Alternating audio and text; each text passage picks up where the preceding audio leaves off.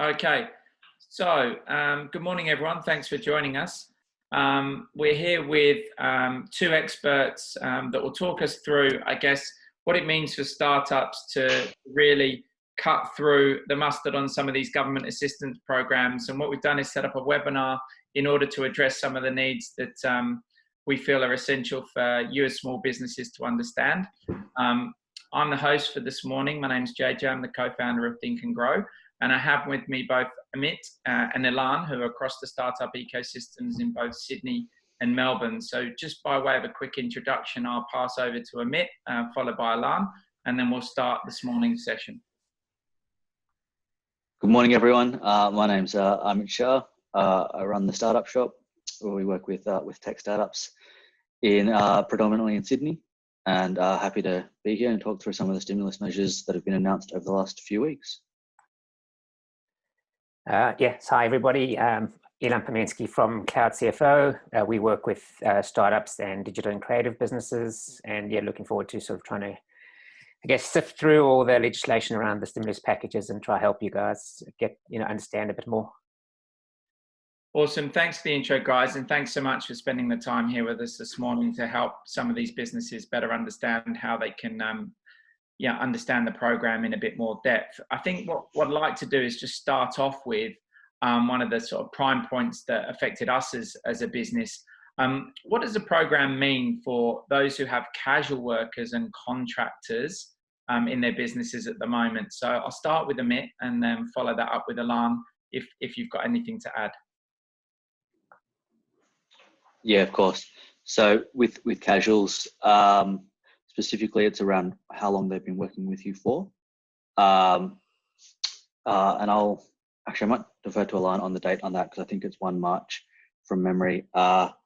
Contractors, if they're ABN contractors, they will be eligible or they should be eligible for JobKeeper stimulus payments in their own right, but they won't come through the business. So they'll have to register as if they are a business themselves.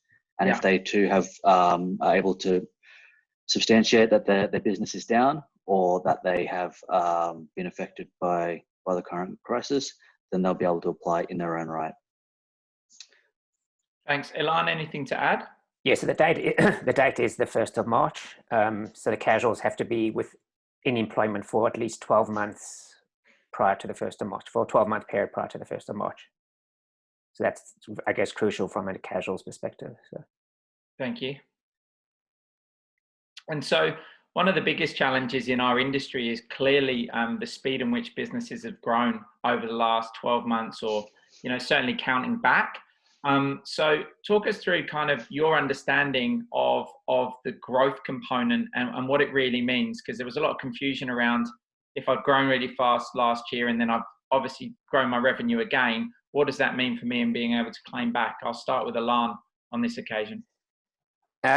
So the government's sort of using, I guess, 2 tests. So there's the normal turnover test to assess whether a business is eligible for the JobKeeper payment. And that test is that they have to see a 30% decrease in your turnover for comparable periods within, so I guess, FY20 against FY19.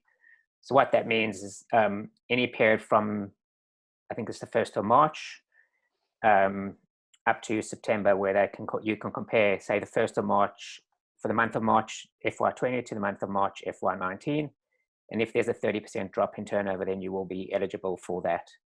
But I guess within startups and other businesses, either they weren't in operation, I guess, potentially in 2019. So then there's the alternative test where the tax commissioner will, I guess, use alternative methods to assess whether businesses are eligible for the JobKeeper payment. And one of those tests they could look at is looking at your average turnover for a period. So they may look at, if you started operation in October, they may look at your turnover from October to February, look at the average for that period, and then compare that to your March period. And if there's been a 30% decrease in turnover, then you will be eligible for that JobKeeper payment. So that's just one of the ways they will look at from an alternative perspective. And Amit, is there anything to add there? Obviously, it's a big challenge trying to wait on knowing whether you may or may not secure that what are the things that you're seeing in the businesses you work with, and how you're kind of coping with that challenge?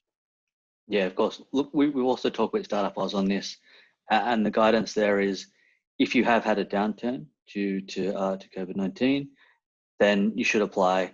Now, there's a gap anyway between payments, which won't come until the end of the month or early April. They'll be backdated to 1 March. So there's a period of time. The legislation's passed, but the ATO haven't provided full guidance on how they will assess their discretion on business that have had a downturn. So our suggestion is apply anyway. Apply now if you have been affected, and then wait for the guidance to come out from the ATO before you make your full submission. Yeah, and so that's really to anyone to apply, because it probably will apply to everyone in terms of reduction in turnover. We just have to wait for the ATO to kind of cough up with a few bullets. Elan, is there anything else that you're seeing within your businesses that you need to kind of, I guess, impress on the audience that's listening today that's essential in terms of applying, where they may need considered help? I think, as Amit said, I would just go to that. I'm happy to put in the chat box the web address where you can go and apply. Just go and apply and wait for the ATO to come out with the guidelines. So the legislation is still quite unclear in terms of what it's sort of reporting. So everybody's sort of waiting for that the ATO guidelines to come out around how they'll actually assess turnover. So, and I think it's important that you, I guess, working with your accountants or bookkeepers or virtual CFOs around in the startup space, just around future forecasts and what that looks like, because you're going to be able to use that as your assessment tool to assess whether you actually dropped in comparable periods or things like that. So, great, thank you, guys. In terms of other things that you're seeing in industry here that I guess would really be worthwhile other businesses applying, either creative solutions for keeping staff, ways to reduce the current cash flow. Obviously there's a lot already been announced, but are there clever things that you've seen in your individual businesses or your portfolio that you'd recommend and start to kind of bring the audience together on this one? And guys who are listening, please feel free to use the Q&A session or chat session to share with us some of the ideas that you've seen as well, and we'll try and address some of those points as we go through the rest of the seminar. But over to Amit to start that one off. Creative solutions that you're seeing from clients. Yeah, sure. I think businesses need to really assess their cash situation now, and if they haven't already, they need to be projecting their cash flow for at least the next 6 months. Even if they intend and they plan on taking advantage of some of these stimulus measures, the PAYG rebate, the JobKeeper, there are delays in payment, so they're going to be funding payroll for a little while. They also have to think about what their team will be doing or how much work there is on, and what their revenue is going to be over the next 6 months. So some of the solutions that we've seen is having people work lower hours, having people utilize some annual leave to take liability off the books, or standing people down, taking advantage of being able to pay them on the JobKeeper basis until revenue becomes more clear in the next couple of months. Okay. Elan, I'll go, sir. Oh, no, sorry. Go, Elan. I'll ask after this. I think, the annual leave piece is definitely a critical piece. So I guess looking at your staff's annual leave and getting them to use that annual leave at this moment is definitely a way. One, because you're actually reducing your liability from a business perspective. And two, I guess you're still keeping those employees on your books.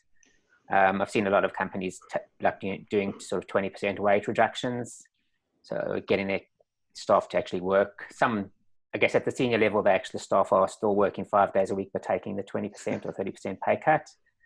But at the lower level, they're getting the staff just to work, 4 days a week rather than the 5 days a week. So that's sort of happening quite a lot. Yeah, and some of the stuff we've seen is similar within our business, where we've enabled the staff to kind of reduce their hours down, but look at training in areas that are going to be, really vital to them as their career development occurs. And there's some brilliant free online courses now across the industry. We've looked at ones with Go1, with RMIT, with Masterclass to support our staff. So there's really creative ways that you can engage and keep your staff engaged in your industry vertical or in the disciplines that they want to learn about as part of their career progression. Now, we've got a couple of questions that have been asked online. I've got a Brian Joff who has raised his hand, so I'll get him to shoot through on the Q&A board the question he'd like to ask. One question that has come up: do you have to be up to date with your BAS for FY 2019 for the ATO? In answer probably to our previous discussion around claiming back. Yeah, so look, there's lots of stimulus I think that we've talked about regarding wages. One's a PAYG stimulus, where the portion of PAYG for the period from Jan to June is going to be covered by the ATO, and then a subsequent payment of the same amount will be covered in the funds between July and September. Now that's based on the BAS, so yeah, you do have to have your BAS up to date. The second lot, which is the JobKeeper, and probably the main one for a lot of businesses, will be based on payroll and single touch payroll, notifying the ATO as you're running your pay runs. No, not so much the BAS, but you will have to have your accounts up to date for that. Okay. And I think, JJ, just following on from what Amit's saying, the BAS is still very vital for those things, because the ATO is going to be looking at your revenue, and they're going to be looking at your revenue that you report in your BAS. So the ATO is going to use the turnover that you report in your BAS to make that assessment. So, and are you seeing that as a common sort of problem for businesses at the moment that you're having to address? So a lot of businesses in your portfolios kind of sort of going, actually, do they delay their BASes usually? Or, most of your portfolios will probably be up to date based on the work. None of ours. No, there are businesses out there who would have delayed for a few reasons, and maybe because they've been busy building, or because they have not allocated funds or resources to accounting. But now would be the time to get up to date if you want to take advantage of these measures. And is that as simple as a click of the button, gents? Or what sort of effort is it going to take for these businesses to turn that round, or you guys to help them turn it round over the next week or two? I think, they need to make sure, I guess, they're sort of set up on an accounting system and have, all the accounts sort of reconciled, so that they can actually then complete their BAS. Like you say, in a Xero, for example, the BAS is almost automatically done for you. It's just a matter of, processing everything through your accounting system and then sending that off to your bookkeeper or accountant to submit for you. So there is a process involved, and yeah. Okay. And so just a more broader, high-level question: what are you seeing overall going on with businesses at the moment? Might start with you, Amit, and then move to Elan. What we're seeing is industry-based. So a lot around hospitality, entertainment sectors have seen revenue go to like 95, 100% drops within a couple of weeks, booking businesses. And that's been really tough. They're sort of thinking about not necessarily keeping staff, but working out if they'll still have a business. We've also seen people in capital raising where those conversations haven't stopped, but they're definitely stalled. And what might be a 1 month or 2 month conversation is probably going to be 4 or 5. We've also seen people who are pre-revenue and building who are kind of not affected, which has been nice because they maybe have a bigger talent pool right now.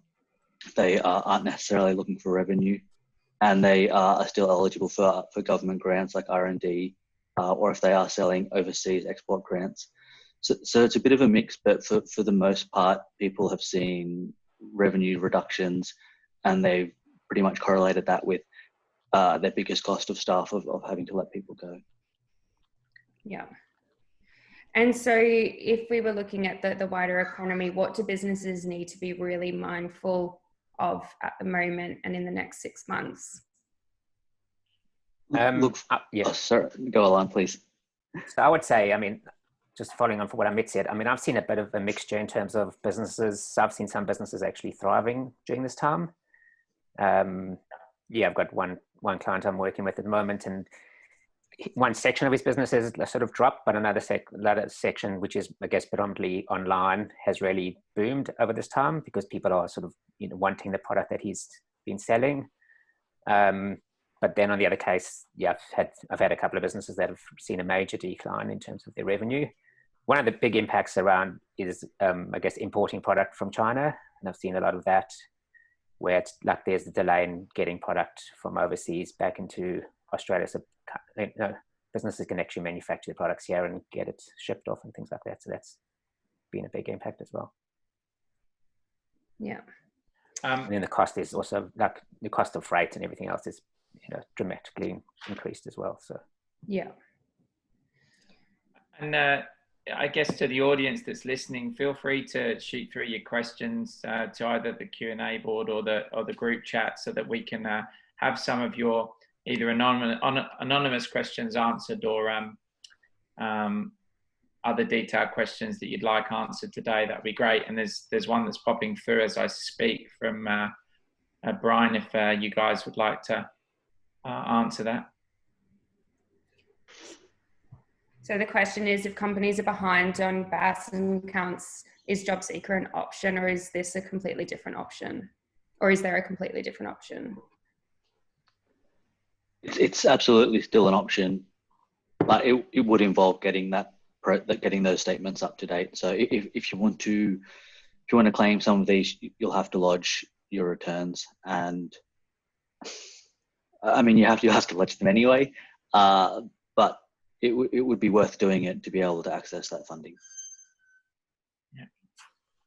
What I think, I mean, companies can do is they can do the job seeker initially, and then they can sort of move on to the job keeper. You can't do both at the same time, but you can, switch from the job seeker and then move into the job keeper payment. So, when you say companies do that, do you mean the companies encourage their employees to do that, and then? Yes, the businesses could, initially they can do. If they say they're not up to date or whatever, then they can apply for the job seeker payment initially and then move on to the job. Once everything's up to date and they can actually prove that reduction, then they can apply for the job keeper payment. Hopefully that answered your question there, Brian. On to, I guess, what you see sort of around the next horizon, Amit and Elan. Obviously, we're hearing about ups and downs of different businesses here, and there's obviously sectors booming and sectors, dramatically declining. Is there any positive news from the last few weeks that you've seen that have started to shift in the way businesses are thinking? And I know we certainly have as a business, in terms of people settling back into sort of life at normal at home. As you can see, my kids' toy room is a great place to work from. I have a very, very lovely Barbie house behind me. Anyone wants to make an offer on that Barbie house, they're welcome to on the live chat. But what have you seen sort of maybe change in people's optimism over the last week or two that perhaps can shine through on this call as we wait for any other questions to come through? I've seen businesses sort of, sorry, Amit. Please. I've seen businesses actually shift in terms of what they're actually doing. So, create new businesses based off, their skill set within their current business. So that they've sort of gone and created new businesses based on what they were doing previously, using their, database of clients and then trying to shift them into their new business. So there's been I've seen a fair bit of that happening out there. So, businesses are using the product they're doing today to actually try to find another audience for that. And that's sort of creating sort of different avenues to actually generate revenue. And yeah, great. What about you, Amit? I think this has brought some good housekeeping into focus for a lot of businesses, and will change the way they run. So in the very short term, people are thinking, do we still have a business 3-6 months from now? But those who can get past that and can get back into what might be the new normal, is going to be front and center for them what their cash burn is, what their runway is, what their lead cycle is in terms of getting revenue through the door, things that right now they've had to scramble if they haven't got it in front of them, or they're talking about that on a weekly basis. And I think they're forming some really great habits where people really know what makes their business run, what it costs for them to run that business, what people do, which sort of seems like an odd one, but what people do, what their utility is, how people should be deployed.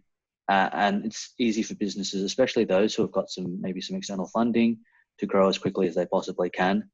But this has brought a few things into perspective. And I think businesses will run a lot more purposefully even when all this is over. So that's really positive.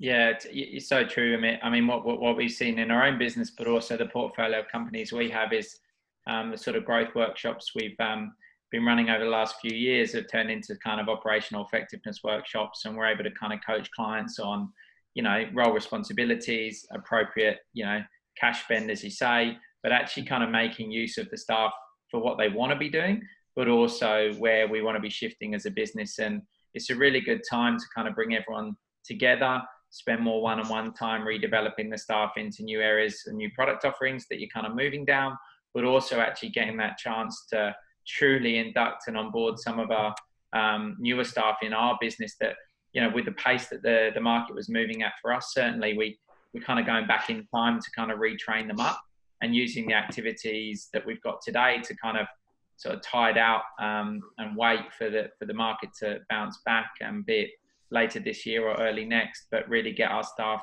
totally trained up in everything we do and much more competent in their pitches, much more competent in their career coaching, the workshop methodology we run. So I think what we're seeing within our clients, but also our own business, is really on point with what you said, Amit, which is use this time to retrain your staff, to get your business in shape, to really understand more about your customers, spend the time with your customers now, do that DD on, is your product really working? Have they just bought it and they're still testing it out?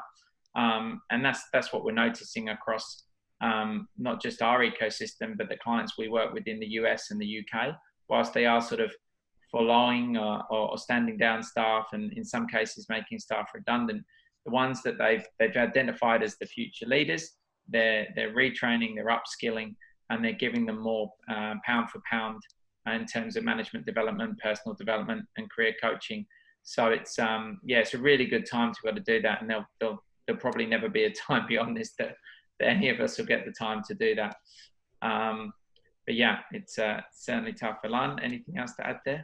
I think, one of the things I've seen a lot of within the businesses we're working with is really a big cost focus. So businesses are really looking at all their costs and actually working out, do I actually need to spend those dollars on that specific product or service or software or things like that. So I think, and businesses are looking really the efficiencies and try to sort of gain efficiencies within their business. So I think it's giving business owners that time to actually think and sit down and just really look at their business from all aspects and to help drive efficiencies. And then also looking at their staff and the roles and responsibilities of their staff. And have they got the right people in the right roles, and are those people being fully utilized in actually what they're doing? And can we, potentially even use this time to say reduce staff, or just look at ways to, manage their whole business, more efficiently. So. Yeah, and without sort of forgoing the sort of software licenses that people are cutting back on, the appropriate use of staff. Is there anything else that you're seeing as a major cost reduction? Have you looked at, I know it's different state by state, and obviously, Amit, you're based in New South Wales, Elan in Victoria, for those of you listening, they're in either state. I know there's different sort of grants you can pull back around some of the leasing of office space and some of those areas. Perhaps it's a good time to touch point, Amit, first on New South Wales, or maybe if you know anything about Queensland, and the same with you, Elan, on Victoria and perhaps Tasmania or South Australia, if you know. Yeah, of course. I'll touch on New South Wales. Apologies to Queenslanders. I'm not fully across what's happening north of the border. In New South Wales, they're looking at leases that are plus and minus 2 years for the term to expiry. And they're sort of looking at a 3-month 50% rent reduction, and then a rent deferral after that. So you have a period of time where there's an absolute saving, and then there's a period of time where you can defer it, or you can extend the lease further on to make up those payments. Now, the rent reduction is really great if you have commercial space. The rent deferral is tough, because if businesses come back after 6 months and you have higher overheads than you had today, with revenue just picking up for the first time, you have to be really clear about what that's actually going to mean for you in the future. I think the sort of the vague area is they've asked for tenants and landlords to have these conversations, and they're bound by some by some boundaries here, but I think it's worth having the conversation to ensure there's a solution that fits with your business and regarding deferrals. In terms of New South Wales, there's also a $10,000 New South Wales grant for businesses that have been impacted to be used on things like utilities and running costs. So if you can say that you have been highly impacted, there's a state government grant there as well. Okay. Elan, Victoria? Yeah, so from Victorian perspective, I think from a rental, so I think, yeah, as Amit said, I think it's mainly speaking to your tenants and actually asking them for that rent referral, rent reduction or rent deferral. I think the government's sort of coming in with a rule that your revenue reduction can be commensurate with your rent reduction as well. So if you've had a reduction in revenue of 30%, you potentially able to get the same reduction in your rent as well over that same period of time as well. So that's definitely out there. One of the things, I guess, yes, so Victorian government's also done the $10,000 grant. And I know the City of Melbourne's has done a similar grant as well, where you can get up to $10,000 as well. The other thing that's sort of out there, and I think I know I'm sure New South Wales have done the same thing, is around payroll tax. Yep. So you can, any payroll tax you've paid for this financial year, you'll get back, and then you don't have to pay any payroll tax for the remainder of this financial year. So for some businesses, this can be, upwards of, $5,000-$6,000 a month. So, and that's actually cash in your bank. So it's not money that's sort of got being offset against your ATO liabilities or anything else like that. It's actually physical cash you're going to receive back. Okay. Yeah, it's good. I know the one, City of Melbourne one, for those in Victoria that are listening, is a sort of first in, best dressed. So I think there's only a certain amount of relief that's provided. So if you haven't applied and you're working within the City of Melbourne, which extends to the Docklands, South Bank, South Melbourne and Carlton, then probably a good time to jump on and get that today. And just on that, if you're not in a commercial lease, which a lot of our clients aren't, but if you're in co-working spaces, so specifically in Sydney, there's the Startup Hub, where the government's given most of the tenants, Fishburne, Stone and Chalk, the studio, some rent relief, and they've passed that on. If you're in another co-working hub, you should definitely reach out if you haven't already about some sort of rent reduction, even if it's not considered to be a commercial lease. Great. While I'm out there, just probably another point, if anyone else has any questions, just please feel free to add up now. A lot of you that are listening have obviously got different businesses that you run and probably different questions that are relevant to you that may invoke other information coming out from other attendees to follow up on. So I encourage you all to obviously share questions that you have and really open it up directly to full Q&A. So what I'll do for the group is allow you to talk, and I'll just trigger, I guess, that action online. So just bear with me as I open up the conversation to allow you all to just say hello to each other or actually ask Amit and Elan questions. So it's done in alphabetical order. So please bear with me as I allow you to talk. And Brian, you'll be first. So if you want to start asking a question, or Sarah, if you want to follow up and ask another one while I just click through and allow it up to a full Q&A, just bear with me all. I was keen to ask, obviously culture is a really important thing that businesses want to ensure that they're adhering to and still creating that whilst their staff are at home, as well as, for their customers also. Is there anything that you're aware of packages that we could be advising our staff members to be making sure that this whole transition is as smooth for them as possible? So I know you mentioned about the rental relief, like how that applies. Is there other things that we can sort of be guiding our staff members with? So the New South Wales government has announced a residential relief package, which I'm not fully across yet, but I suspect there'll be more details to come through in the next week. In terms of employees, from a cultural perspective, I think JJ sort of touched on it earlier. as things are different, we've noted that there's no distinction anymore between when you're working and when you're at home. So just being really clear about making sure people take necessary breaks and what hours they're doing, and that they are getting exercise. And I think there's things you can encourage from an employer's perspective. From a financial perspective, I think we've covered the most ones of either hopefully keeping them with the JobKeeper, or if you can't keep them, and guiding them towards that job seeker payment, where they might be able to get some money in the door over the next couple of months. And again, touched on before, but we've sort of seen a lot of people use this time for training, especially for the stuff that they want to keep. And I think that's a good way to upskill, and even if it's upskill on things like remote working, or things that will be more relevant when the business restarts in 6 months. Yeah. And for those that are on the call today, I'll send around an email I sent across to our business globally around there's the heap of, free fitness bits and bobs that people can click on, and you can encourage your team to kind of have a comp on.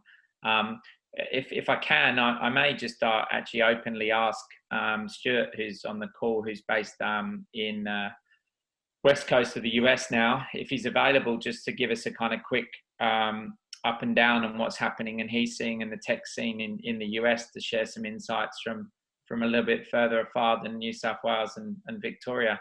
Stuart, you're okay to come off mute and give us a bit of a lowdown? Sure. Can you hear me? Yeah, we can.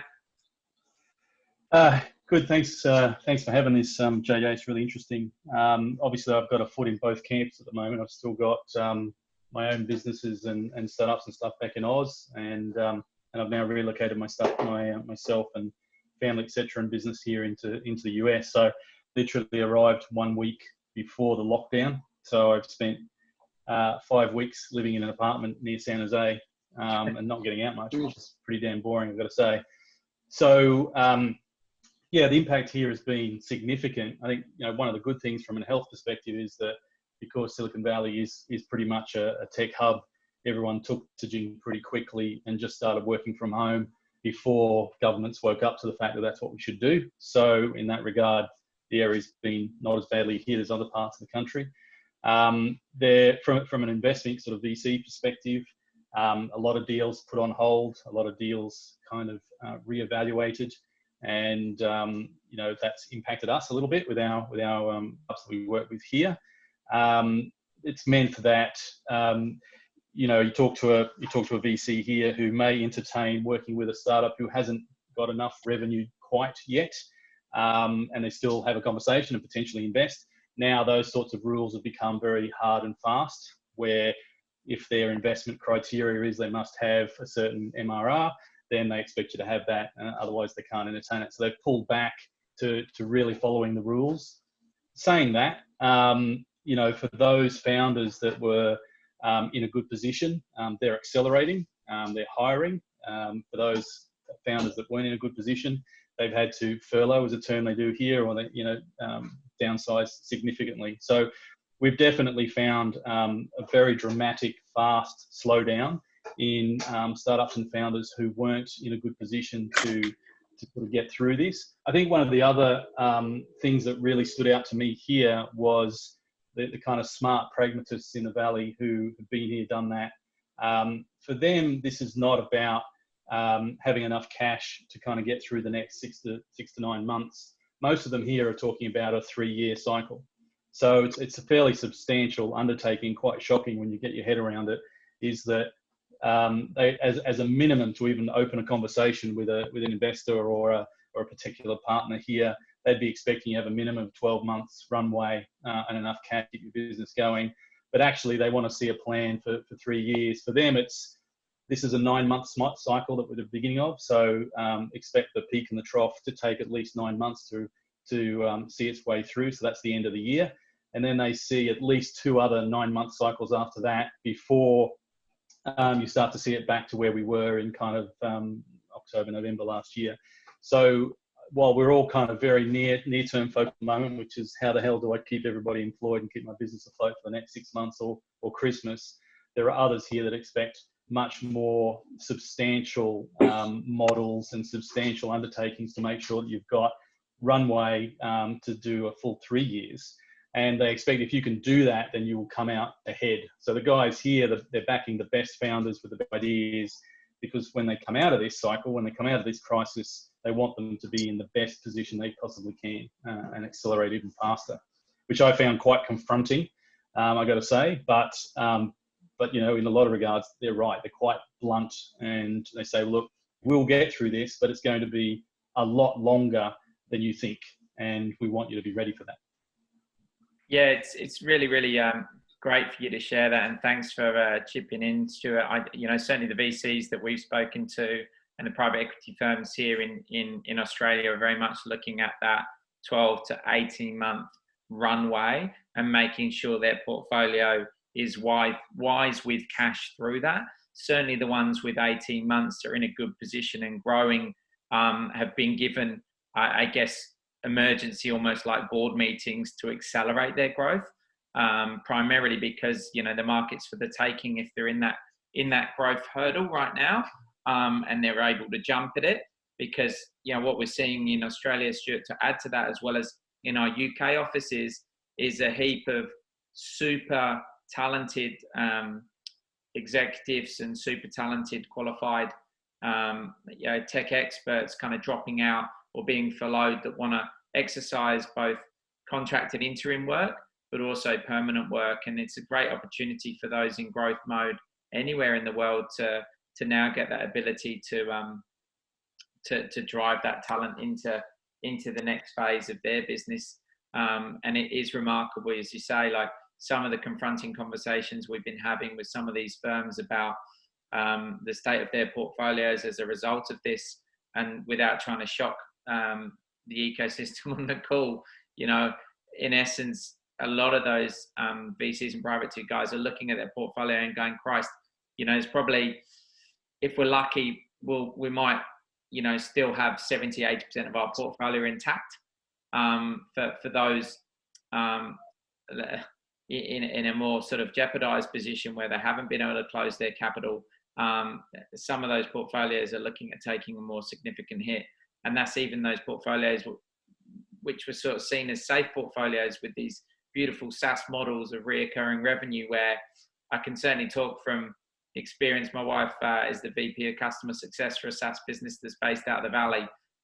The amount of licenses that are being asked to be reduced and dropped will see a significant impact in SaaS revenue for a lot of SaaS businesses in terms of that reoccurring cycle that they're so used to, and will jeopardize their ability to kind of hit the metrics that were set out in preparation for their next capital raise. And SaaS is the easiest one to talk about for sure, but perhaps Amit and Elan have other examples that are also kind of like maybe not hitting the mark now and maybe will struggle to raise capital, which may open up potentially for maybe Amit and Elan and others on the call to answer if they're seeing, you know, kind of already early signs of businesses now maybe needing to be acquired or have their IP certainly acquired, if not acquired, as a result of what's happening. So I guess in my own brain, I've led to the next stage. Amit, Elan, are you seeing any of your portfolios kind of need that? Amit, you're off mute, so I'll let you lead.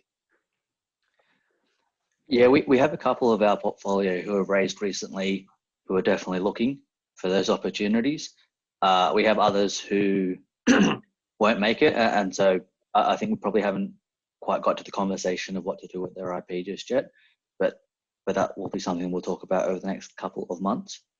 One thing I'll add though, in terms of funding out for the next couple of years, a sort of a less talked about stimulus measure is that the banks can lend to businesses and the government will guarantee up to 50%. Again, I think it's 250K, with some of them doing no repayments for 6 months as well. So these are at revenue businesses who can demonstrate repayments once the business is back.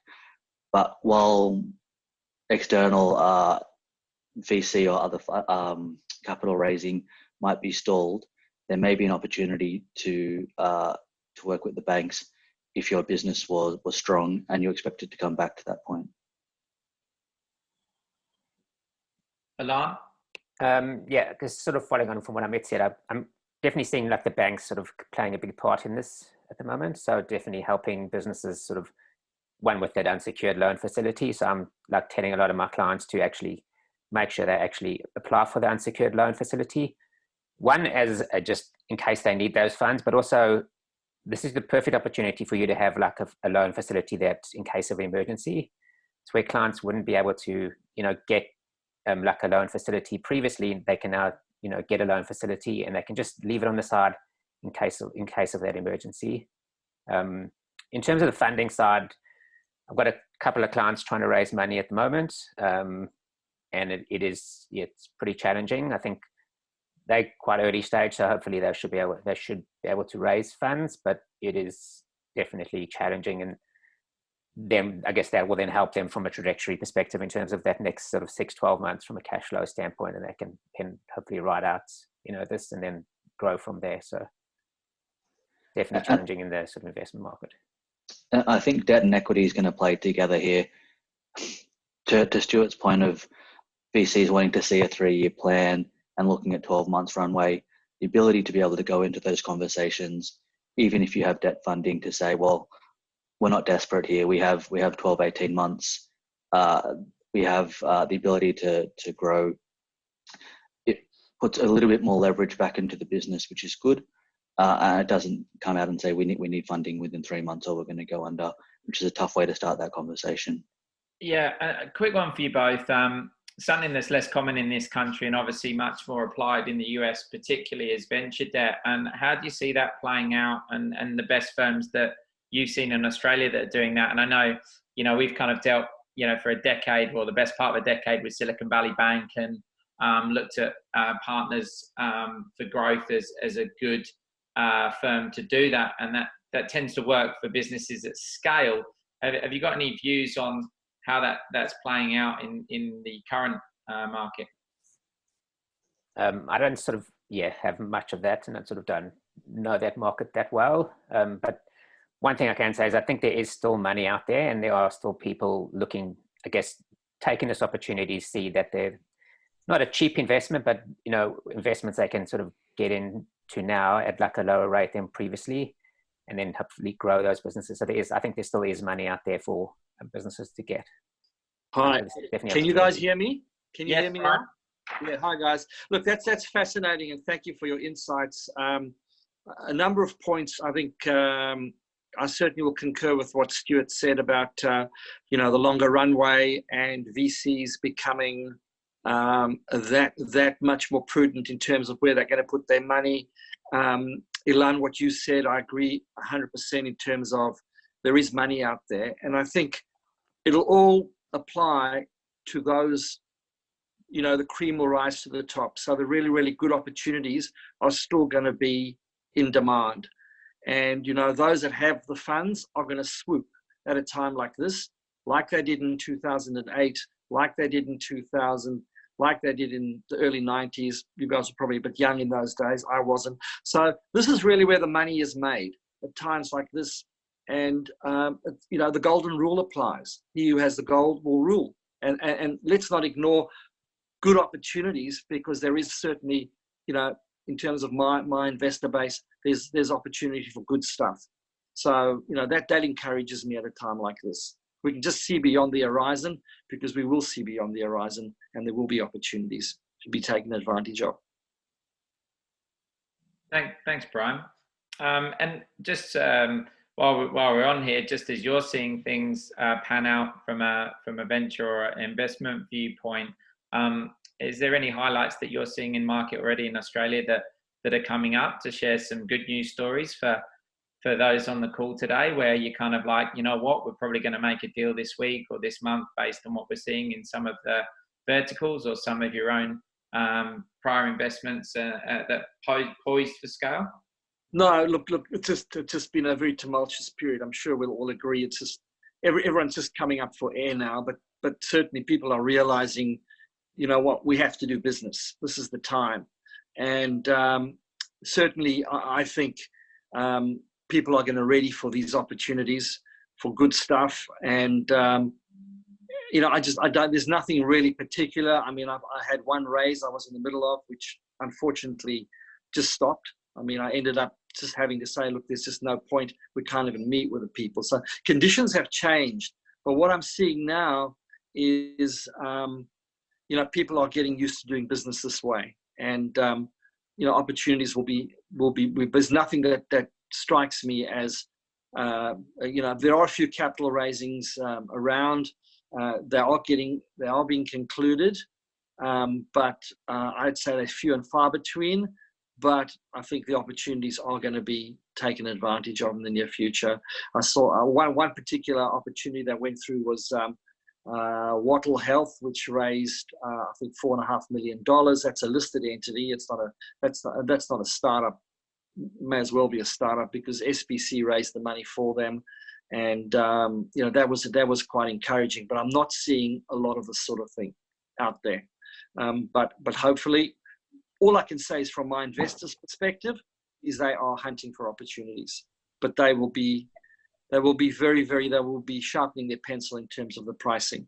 Yeah. It certainly feels like in the last week that people are getting used to this working rhythm. 86-400 just raised 30 million, which is an online digital bank, which was fantastic. And I know some you know, businesses in the ed tech space and at-home workouts and stuff are really booming from this. I think Stuart raised his hand earlier. Did you want to ask a question or add something? No, I was just saying, it's getting sort of raising capital over here has got very creative of late. I found there's a lot of an awful lot of sort of grants that you can apply for from state governments all the way through to federal, and also a lot of debt financing. So as you guys are starting to talk about debt, there's flat 6% fees, all sorts of really interesting models out there. And I think there's a great opportunity for founders to look at the market and hustle quite well. If you've got a good business, you've got some good opportunities, you've got great customers, then there are some pretty creative ways to raise capital. And I'm seeing a lot of companies kind of come to the party on that you wouldn't necessarily see. Like even, you know, individual states here in the US are starting to invest in certain sectors. They see this as a great opportunity to sort of get into utilities and renewables and these types of things, where before they would have been shouted down by, you know, West Coast and East Coast kind of VCs. Now they've got a voice because of the way that the messaging here has changed and what people are actually looking to invest in and where they're looking to get their money from. Yeah, it's an interesting point around creativity, Stuart, for sure. I mean, there's a heap of e-commerce businesses that, you know, we've kind of known for 5 or 6 years now that are rapidly scaling through this market. You know, they're seeing sort of uplift of 30-40% a week on week at the moment, and we're coaching them and looking at them actually using this government loan of 250 grand with minimum payment to allow them to purchase more goods as the spurt happens. So you can certainly kind of make use of some of the systems for scale today to do anything for scale. That might be deploy more people. Here in Australia, 250 grand loan for interest free for 6 months. If you're going to return an investment on that, works really, really well. There's also some, you know, rapid growth, and for those of you interested in the space, certainly around other areas of health tech, around data and the application of data in this space. There's 3 or 4 businesses in Australia at the moment that all raise capital that are all doing tremendously well. One's up in Sydney that was recently invested in by Main Sequence and Horizon called Prospection that we work with as well, that are probably going to double down and grow to the next level based on their market fit. Another business in South Australia called Data Dissect. So there are some really interesting opportunities in the health and medtech space. But we're also seeing, I guess, huge uplift and movement in, you know, connecting of human beings beyond just Zoom and House Party, but actually into music, health, and the connective devices that sit between the e-commerce platform and the platform of influencers. So there's a business in Melbourne that's been sort of well posted up on all of the boards around the States, called Linktree that we work with quite closely, that's doing tremendously well and seeing month-on-month growth sort of in the, you know, ready to be at the next unicorn, I suppose, of Australia. So that they recently went out to the States and managed to get back in time for a nice 2-week quarantine. So they're just following on from quarantine, looking at closing out their round in the next few weeks. But there are some fantastic opportunities and some fantastic founders doing some great things out there. I think, scenario planning is really important as well, and coming up with a couple of different, not just pessimistic, but also opportunities. And so looking at, your external scenarios coupled with that, internal financial read of the business and communicating that with the leadership team to work with what is, the best and taking it day by day. That's really, really important as well. So having a couple of different key outcomes that could come from this, just because there's so much uncertainty in the market. So one point I would like to raise and ask your opinions is, given that wasn't that long ago that we came out of the Royal Commission on Banking, are we all being a little bit optimistic in terms of the banks and the lending, despite the fact that the government has agreed to guarantee 50% of the loans? I mean, responsible banking is still a big thing. And, what sort of flexibility do you think that the banks will have in terms of the lending? I mean, banks just never hand out money. That does, since the late 80s, I don't think they handed out money as easily as they did in those days. So I don't know what your thoughts are, because I'm sort of a little bit cynical about banks in this environment. It all looks great on paper, but when we get down to the nitty gritty, are they going to be lenders, or are they going to be worrying about their positions after the Royal Commission? I'll answer quickly and let Amit follow on. But quite ironically, Brian, we just before COVID hit, we decided that we would just have a look at whether we could get one of these, these loans. And then when it hit, we thought we better get in quickly to test whether we were able to get one.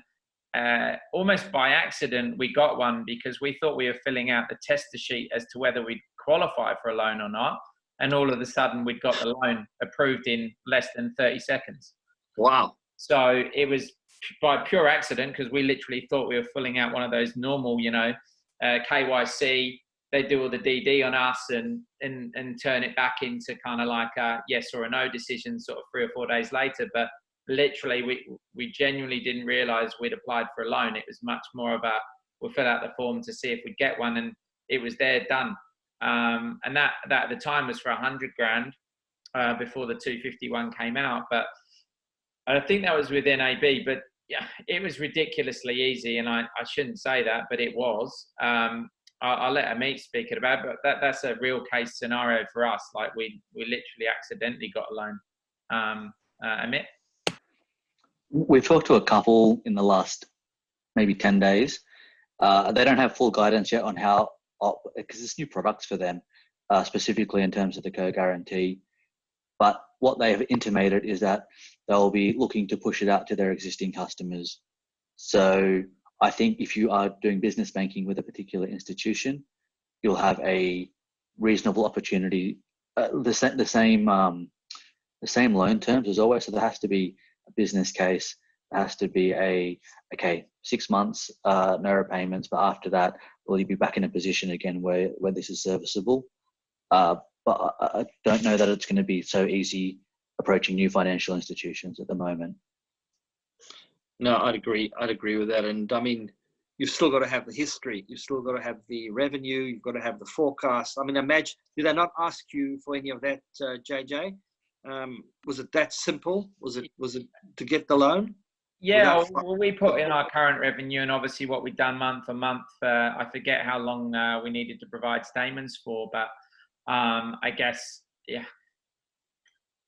the criteria for us as a business probably should have been a bit more harsh, right? Because we're a services organization without any really secured revenue unless we're working. So, it's an interesting one. I don't know why it was so easy, obviously, but it was kind of like, as I said, too easy for us. And we banked with them, obviously, so they'd seen our kind of money in the bank situation.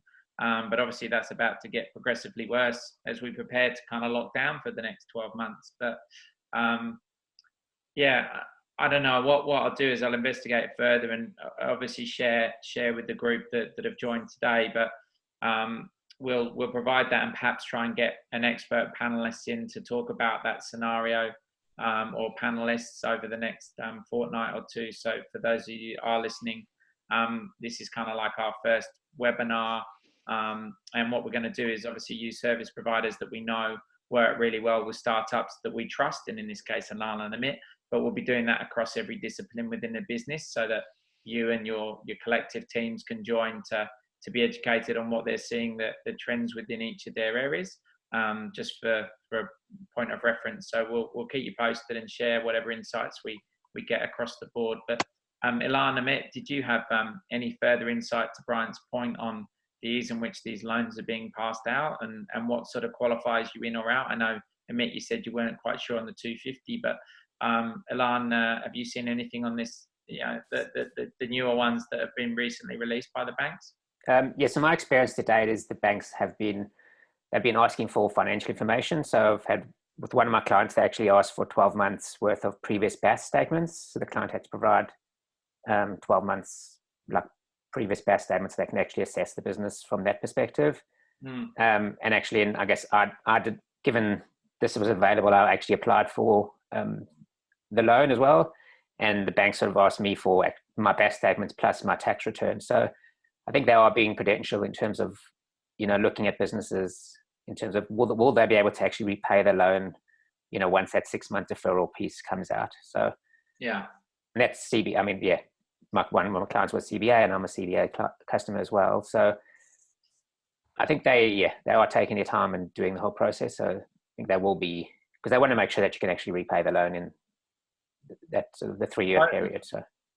Totally. Now, guys, we've got a few minutes left for this webinar, so I encourage anyone else that's out there, if there are any specific questions, Amit, Elan, feel free to ask now. But if not, obviously Elan and Amit are experts we trust. So if you have got any further questions, I'm sure they'd be more than happy to help any of your portfolios out or any of your individual businesses out as a group. So please feel free to reach out to Amit and Elan. Without perhaps collectively being able to give a round of applause, I'd just like to thank Elan and Amit for their time and give you a little. Yep, absolutely. Thank you, gentlemen. No worries at all. And thanks for joining. That was very good. Thank you so much, and look forward to the next one. Thanks, Brian.